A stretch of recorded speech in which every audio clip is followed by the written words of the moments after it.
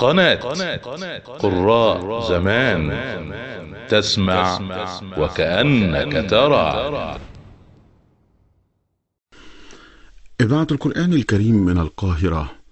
بعد قليل نستمع إلى القارئ الشيخ محمد حماد بمناسبة ذكراه. والشيخ محمد حماد ولد بقرية شبرا-باص مركز شبين الكوم بمحافظة المنوفية في 6 فبراير من عام 1934. حفظ القرآن الكريم في 10 من عمره. اعتمد قارئا بالإذاعة المصرية في عام 1963. حصل على إجازة التجويد عام 71 بمعهد القراءات بشبرا، ثم حصل على ليسانس الدراسات الإسلامية والعربية عام 1983 من جامعة الأزهر. عين مدرسا بمعهد القراءات بشبرا. سافر الشيخ محمد حماد إلى العديد من الدول الإسلامية والعربية لإحياء ليالي رمضان، وكانت آخر سفرياته لإحياء ليالي رمضان بدولة نيجيريا عام 1991، حيث وافته المنية أثناء إمامته لصلاة التراويح. وبعد رحلة عطاء في خدمة كتاب الله عز وجل، وفي مثل هذا اليوم 29 من مارس من عام 1991 رحل عنا الشيخ محمد حماد. عرفانا من إذاعة القرآن الكريم لقرائها، نبقى مع القارئ الشيخ محمد حماد في تلاوة من سورة الإسراء. أعوذ بالله من الشيطان الرجيم. بسم الله الرحمن الرحيم. ربكم أعلم بما في نفوسكم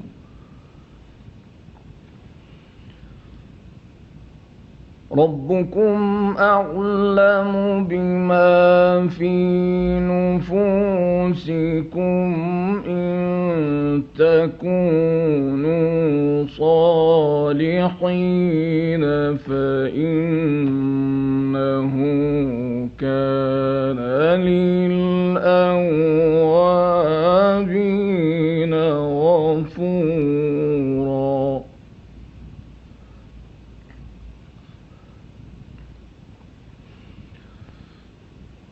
وآت ذا القربى حقه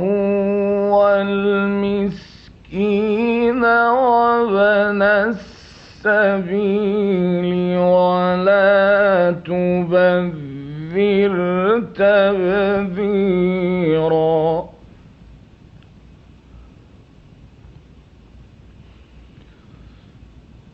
إن المبذرين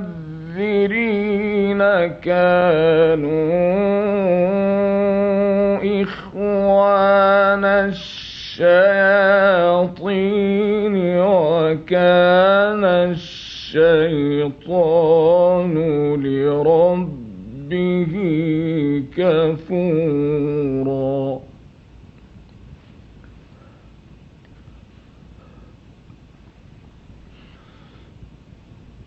وإما تعرضن عنهم ابتغاء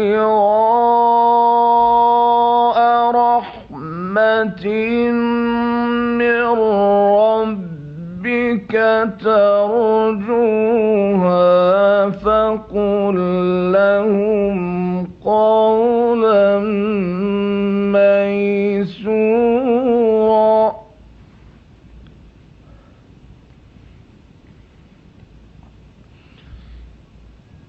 ولا تجعل يدك مغلولة إلى عنقك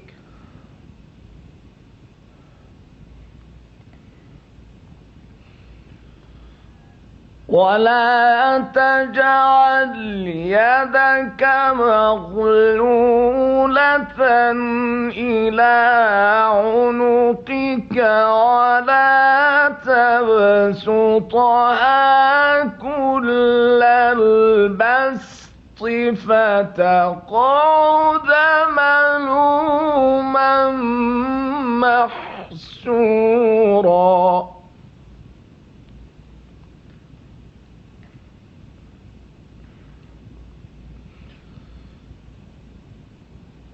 إن ربك يبسط الرزق لمن يشاء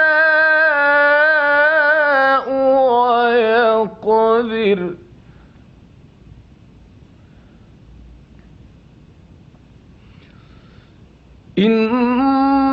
إنه كان بعباده خبيرا بصيرا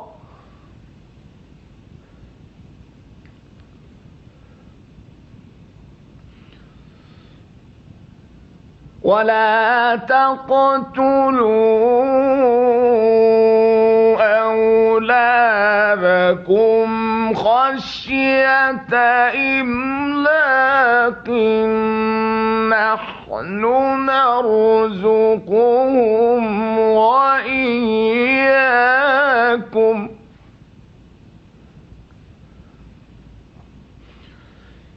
إن قتلهم كان خطأ كبيرا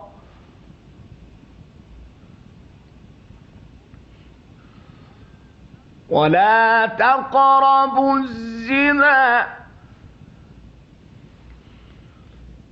إنه كان فاحشة وساء سبيلا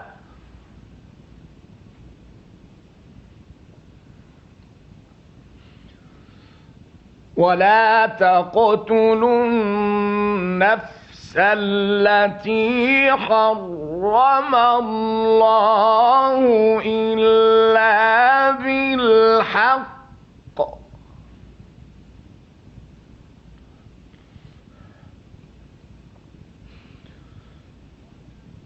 ومن قتل مظلوما فقد جعلنا لوليه سلطانا فلا يسرف في القتل إنه كان منصورا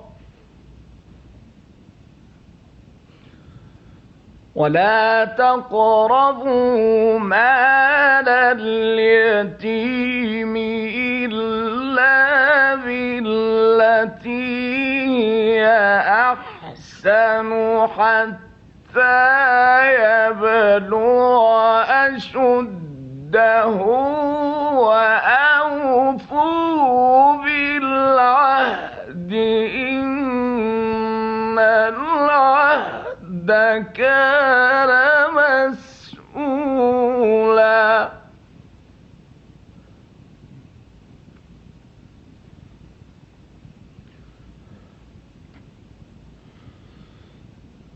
وأوفوا الكيل إذا كلتم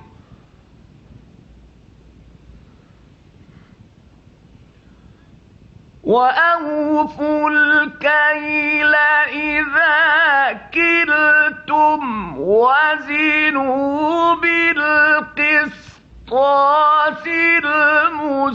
المستقيم ذلك خير وأحسن تأويلا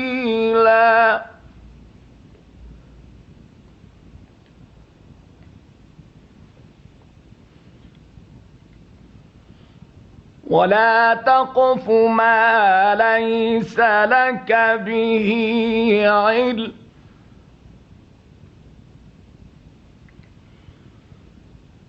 إن السمع والبصر والفؤاد كل أولئك كان عنه مسؤولا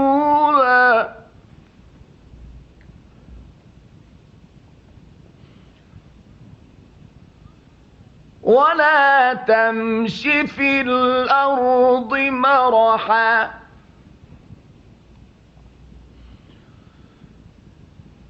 ولا تمش في الأرض مرحا إنك لن تخرق الأرض ولن تبلغ الجبال طولا كل ذلك كان سيئه عند ربك مكروها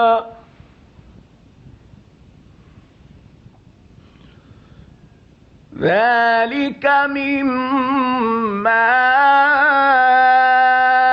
أوحى إليك ربك من الحكمة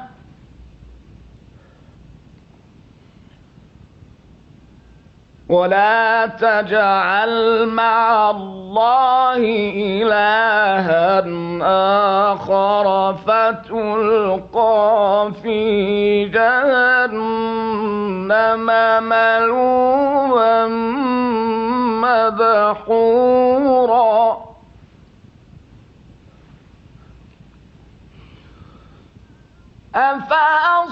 أفأصفاكم ربكم بالبنين واتخذ من الملائكة إناثا إنكم لتقولون قولا عظيما ولقد صرفنا في هذا القرآن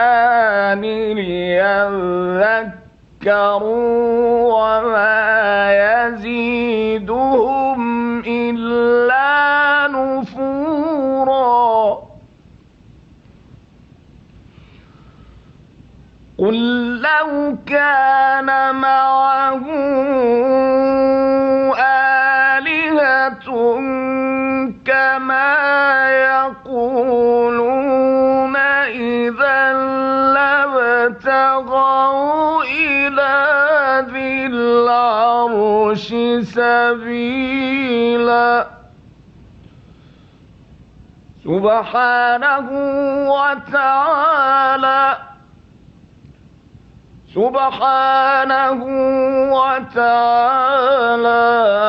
عما يقولون علوا كبيرا صدق الله العظيم. تلا علينا القارئ شيخ محمد حماد ما تيسر من سورة الإسراء.